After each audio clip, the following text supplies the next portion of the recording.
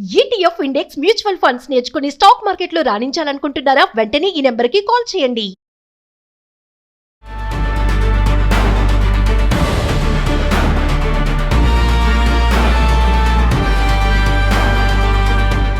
నమస్తే, welcome to Suman TV. Present మనతో పాటు ఉన్నారు పబ్లిక్ స్పీకర్ రజనీ రమ గారు. నమస్తే మ్యామ్. నమస్తే మేడం, అద్దెకి బాయ్ ఫ్రెండ్ టీ తాగడానికైనా, కాఫీ తాగడానికైనా, సినిమాకి వెళ్ళడానికైనా, షాపింగ్ చేయడానికైనా, కలిసి కూర్చోడానికైనా, షేర్ చేసుకోవడానికైనా, నాకు ఏదైనా బాధ ఉందంటే నాతో కూర్చో కాసేపు మాట్లాడాలి, నాతో షేర్ చేసుకోవడానికి ఎవరు లేరంటే కూడా పేమెంట్ చేసుకుని ఇదంతా కాకుండా ప్యాకేజెస్ కూడా ఉన్నాయి. ఇప్పుడు ఇది హైదరాబాద్లో బాగా ట్రెండ్ నడుస్తుంది. ఆల్రెడీ ఢిల్లీలో స్టార్ట్ అయిందంట. అంటే ఈ రెంట్ ఏ బాయ్ ఫ్రెండ్ అనేది అసలు ఎందుకు స్టార్ట్ అయ్యింది, ఇది ఎక్కడికి వచ్చింది, మరి ఇది ఎంతవరకు వెళ్తుంది అంటే ఒక్కసారి మరి రజనీరమ్మ గారు ఏం చెప్తారు దీనిపైన? అంటే ఒక మొక్క ఎలా పుట్టింది, దాని విత్తనం ఎలా వచ్చింది, లేకపోతే ఈ రోగం ఎక్కడి నుంచి వచ్చింది, ఇంతకాలం మన దేశంలో ఈ రోగం లేదు అంటే ఏం చెప్తారు దానికి? అంతే, గాలివాటం అనమాట. ఎక్కడో ఏదో జరుగుతుంది, మనం అన్నీ తెచ్చుకుంటున్నాం కావు.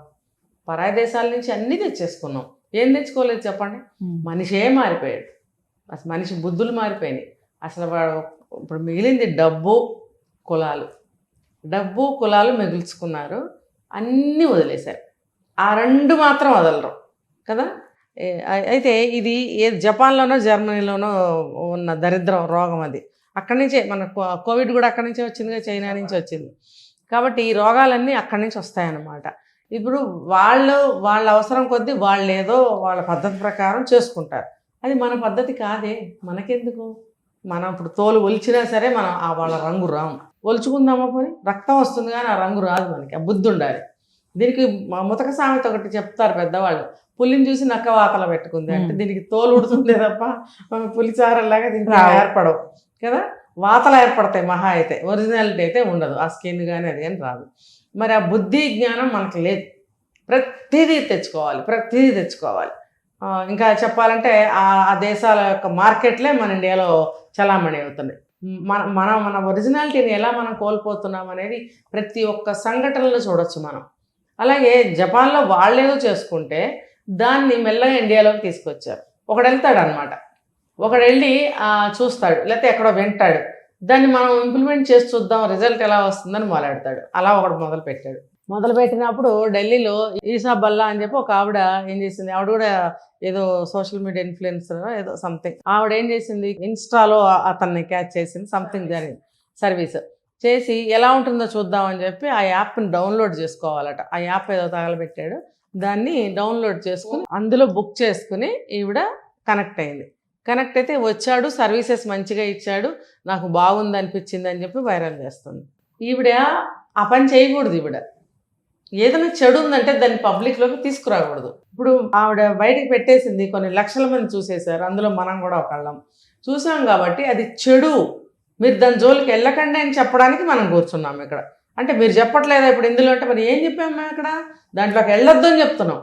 ఆవిడెవరో మంచి ఆవిడ, బుద్ధి లేని ఆవిడ పెడితే మనం చూసేసాంగా. మరి చూసేసామంటే పనిగట్టుకుని చూడడం వస్తుంటుంది మనకి లైన్గా రీల్స్. ఏదైనా మన ఇన్ఫర్మేషన్ కోసం ఏదైనా ఓపెన్ చేస్తే కూడా ఇలాంటి అప్డేట్స్ మనకు తగులుతూ ఉంటాయి. పనిగట్టుకుని మనం చూడం.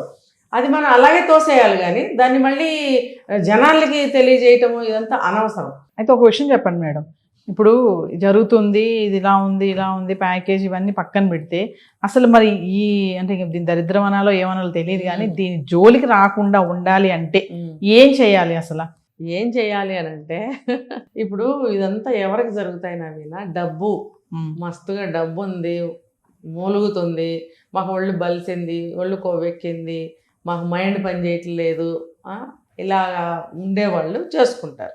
మామూలుగా అయితే ఎంత నడవలేని వాళ్ళు కూడా కర్ర వేసుకుని నడుచుకుని వెళ్ళి వాళ్ళ పనులు చేసుకుంటున్నారు కదా. లేకపోతే పిల్లలు ఉంటే చుట్టాలు ఉంటే నడుస్తూ ఉంటుంది. మన ఆచార సాంప్రదాయం ప్రకారం నేను చెప్తున్నా. అలా కాకుండా కొత్తగా ఇప్పుడు అందులో ఏం చెప్తున్నారు, అన్ని వయసుల వాళ్ళకే అవైలబిలిటీ. ఇప్పుడు ఒక ముసలి ఆవిడ ఉంది, ఆవిడకి ఒక అబ్బాయిని ఆవిడ ఎలా బుక్ చేసుకుంటుంది? ఆవిడ చదువు సంజలు ఉండకపోవచ్చు, ఓపిక ఉండకపోవచ్చు, కళ్ళు కనిపించకపోవచ్చు, డబ్బులు లేకపోవచ్చు, కానీ ఆవిడకి అవసరం, ఒక మనిషి అవసరం ఉంది.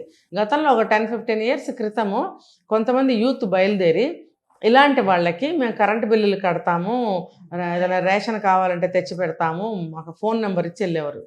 పాతది నడిచింది కొంతకాలం. అప్పుడు చాలామంది కరెంటు బిల్స్ కట్టించుకోవడం లాంటివి సహాయం పొందారు. మళ్ళీ ఎటు పోయిందో అది పోయింది. అయితే ఇప్పుడు కొత్తగా ఏంటంటే దానికి ఒక యాప్, దాన్ని డౌన్లోడ్ చేసుకోవటం. దాంట్లో ఎలా అంటే గంట సేపు ఒక వ్యక్తి సహాయం కావాలి అంటే 499 రూపాయలు కట్టాలి. ఇంకొక కాఫీకి వెళ్ళాలి అంటే దానికి ఒక రేటు. తర్వాత మార్నింగ్ ఒక 3 గంటలు మనం స్పెండ్ చేయాలి, 3 గంటలు నాకు నీ సహాయం కావాలి అని అంటే దానికి కూడా రూపాయి తక్కువ 2000, అంటే 1999. చూసారా, మనకు కూడా పిచ్చిలేస్తుంది కన్ఫ్యూజన్. కాబట్టి అది మళ్ళీ ఒక పూట మనం స్పెండ్ చేయాలని అంటే ఒక రూపాయి తక్కువ 5000, 4999. ఇక ఫుల్ డే అని అనుకుంటే ఎంతో 9999. అంటే మన బూట్లు చెప్పుల షాపుల్లో అక్కడ లేకపోతే బట్టల దగ్గర చూస్తాం కదా, అట్లా అనమాట. ఒక రూపాయి తగ్గించి నేనేం చేశాను సార్, రూపాయి తగ్గించి నువ్వు అన్నావు కదా 1000 రూపాయలు ఇచ్చాను, రూపాయి నా రూపాయి నాకేం తెచ్చుకుంటాను నేనైతే. అంతే, నువ్వు అంత ఖచ్చితంగా రూపాయి తక్కువ అన్నప్పుడు నాకు రూపాయి ఇచ్చేయి, అలా అనమాట. అయితే ఇక్కడ వీళ్ళు ఇలా రేట్లు పెట్టినప్పుడు కొంతమంది ఏం చేస్తున్నారు, మనకి కాదు అప్పుడు బుద్ధి పుట్టిన వాళ్ళు చేస్తారు ఆ పని. ఇప్పుడు అన్నీ తోడు, సినిమాకి తోడొస్తాను, టైంపాస్కి తోడొస్తాను, నీకు కన్నీళ్ళు తోడటానికి తోడొస్తాను, లేకపోతే నీకు కాఫీకి వస్తాను, ఇలా రకరకాలు అంటున్నారు కదా. వీటన్నిటికీ అక్కడ యాప్లో మనము డౌన్లోడ్ చేసుకుని అందులోకి రిజిస్టర్ అవ్వాలి. రిజిస్టర్ అయిన తర్వాత వాళ్ళకి నమ్మకం, మీకు భరోసా, మీకు సెక్యూరిటీ, వాళ్ళకి భరోసా, లాంటివి కొన్ని జరుగుతాయి అన్నమాట. దానికోసం డిపాజిట్ చేయాలి, సంతకాలు పెట్టాలి. అవసరమా?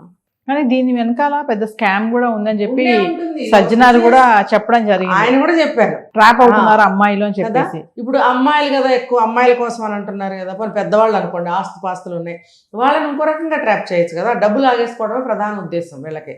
డబ్బులు లాగేసుకోవడం, మధ్యలో వీలైతే ఏమైనా జరగచ్చు. ఇవన్నీ అవసరమా? మీరు చాలా జాగ్రత్తగా ఉండండి అని సజ్జనార్ గారు కూడా చెప్పారు. పరిష్కార మార్గాలు ఏంటి మేడం? మన బుద్ధిని మనం అదుపులో ఉంచుకోవాలి. అంటే కొంతమంది అంటున్నారు మరి త్వరగా పెళ్లి చేసేయండి ఆడపిల్లలకి, ఈ చండాలం ఇవన్నీ జరగవు ఇంకా అంటున్నారు. మరి అది జరుగుతాయా? ఇప్పుడు ఎన్నో విధాల చండాలాలు జరుగుతున్నాయి కదా, జరుగుతున్నాయి. రకరకాలుగా దారులు తొక్కి వెళ్తున్నారు. ఇది ఇంకొక రకం అన్నమాట. అంటే నేను షాపింగ్కే బుక్ చేసుకున్నాను, అసలు అసలు మన ఇండియాలో జరగడానికి వీల్లేదు అని చెప్పి చర్యలు తీసుకోవాలి. ఇంకా అమ్మాయిలు ఇలాంటి వాటికి కనుక మొగ్గు చూపి వెళ్ళారు అని అంటే బ్రతుకు బస్ స్టాండే. ఇంకా పెళ్ళిళ్ళు 18 ఏళ్ళకి కాదు, నేను ఇందాక చెప్పాను 13, 14 చేసేయాలి. అసలు కావాలంటే తర్వాత చదువుకోండి. మీకు 13 ఏళ్ళకి 12 ఏళ్ళకి పిల్లల్ని అంటున్నారు, పెళ్ళి ఎందుకు చేసుకోకూడదు? మీరు విధవ చట్టాలు మధ్యలో తీసుకొచ్చి బాల్య వివాహాలు అవన్నీ పాతకాలంలో ఇళ్లలోనే ఉండి చదువు సంధ్యలు లేకుండా వాళ్ళకి పెళ్ళిళ్ళు చేస్తే వాళ్ళకి బుర్రలు పనిచేయవు, శరీరాలు శిథిలం అవుతాయి, బానిసలుగా బ్రతుకుతారని చెప్పి ఆ రోజుల్లో వద్దన్నారు. ఈ రోజుల్లో ఏంటి, చదువుకుంటూ 10 ఏళ్ళకి 12 ఏళ్ళకి 14 ఏళ్ళకే స్కూల్ క్లాస్మేట్స్తోనే తిరిగి ప్రెగ్నెన్సీలు తెచ్చుకుని పిల్లల్ని కంటుంటే ఇంకా బాల్య వివాహం ఏంటండి? ఇక్కడ వాళ్ళకి అన్ని తెలిసిన వయసు. బాల్యం అనకండి, అది పేరుకే బాల్యం. మనం పెట్టుకున్నాం ఇక్కడి నుంచి ఇక్కడికి మేజర్లు, ఇక్కడి నుంచి ఇక్కడికి బాల్యం అని మనం అనుకుంటున్నాం. వాళ్ళ ఉద్దేశంలో, వాళ్ళ ఆలోచనలకి, వాళ్ళ ఇదికి వాళ్ళకి అన్ని తెలుసు. అన్ని తెలిసిన వాళ్ళని ఏమంటారు మీరు చెప్పండి? మేజర్లు అంటారు. ఇప్పుడు వీళ్ళు అన్నీ తెలిసిన వాళ్ళు కదా, వీళ్ళు మైనర్లను ఎందుకు అనాలి?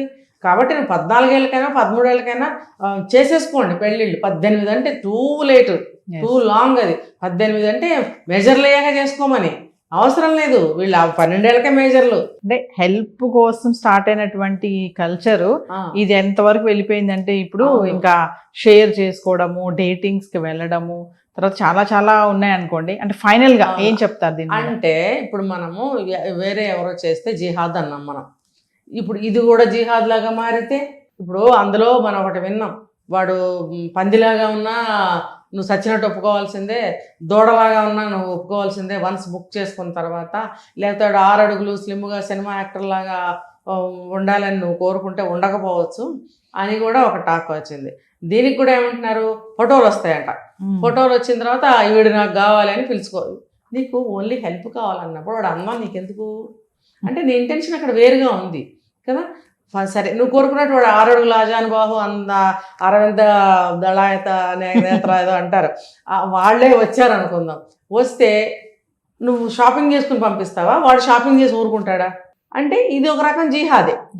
ఆ వచ్చిన వాడు ఏ కులం వాడు, ఏ మతస్థుడు, ఏ దేశం వాడు, ఏ స్టేట్ వాడు, ఏ ఊరోడు, ఏ జిల్లా వాడు నీకేం తెలుసు? ఇప్పుడు ఇప్పుడు బ్రతుకు తెరువు కోసం అనేక మంది అనేక చోట్ల వచ్చేసి మైగ్రేట్ అయిపోయి ఉండిపోతున్నారు. నీకు కావాల్సిన నీ జాతికి సంబంధించిన వస్తాడని నీకేంటి గ్యారంటీ? ఎవడైనా రావచ్చు. నువ్వు ఇక పందిలాగా వచ్చినా, దోళ్ళలాగా వచ్చినా, కోతిలాగా వచ్చినా నువ్వు వాడిని తీసుకుని తిరగాల్సిందే. అది నీకు అవసరమా? రెండోది, ఇది కూడా ఒక రకమైనటువంటి జిహాద్ లాంటి చర్యగా మలుపు తిరగదని గ్యారంటీ ఏమన్నా ఉందా? ఇందాక మనం అనుకున్నాం, వీళ్ళని ట్రాప్ చేసి డబ్బులన్నీ వాళ్ళని లాగేసుకుని వీళ్ళని రోడ్డు పాలు చేస్తారు. కాబట్టి సజ్జనార్ గారు చెప్పారు, ముందు ఆయన ఒక రక్షించే బాధ్యత ఉన్న పోలీస్ ఆఫీసర్గా ఆయన చెప్పింది ఏంటంటే, ఆయన వంతు బాధ్యతగా మీరందరూ జాగ్రత్తగా ఉండండి, ఈ ట్రాప్లో పడద్దు. ఆయన వంతు బాధ్యత అయిపోయింది, చెప్పాం. దిగితే గోతులో వాళ్ళే పడతారు. కాకపోతే ఏంటంటే, గోతులో మీరే పడతారని చెప్పి మళ్ళాంటి వాళ్ళందరం చూస్తూ ఊరుకోవటం కాదు. ఈ మాటలే నేను వాళ్ళని తిడుతున్నట్టు కొడుతున్నట్టుగా ఫీల్ అయ్యి వాటిల్లోకి వెళ్ళకండి. ఉన్న దరిద్రాలు ఉన్న ఇంకా చాలా నీచాలు చాలు, సరిపోయినాయి. దేశం భ్రష్టు పట్టిపోయింది. ఇంకా ఎందుకు భ్రష్టు పట్టిస్తారు దేశాన్ని? మీ బ్రతుకులు ఎందుకు బస్టాండ్ చేసుకుంటారు? దూరంగా ఉండండి. Thank you.